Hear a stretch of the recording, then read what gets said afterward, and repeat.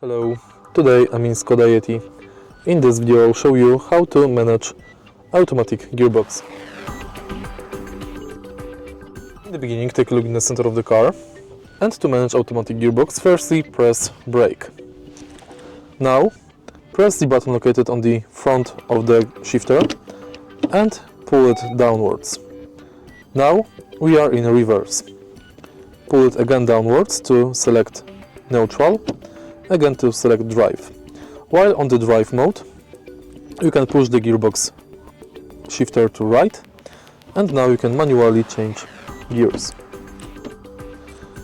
Push it to left back, and now downwards to enable sport mode. To select parking again, press the button located on the front of the shifter and push the whole shifter forward. If you find this video helpful, please leave like, comment and subscribe.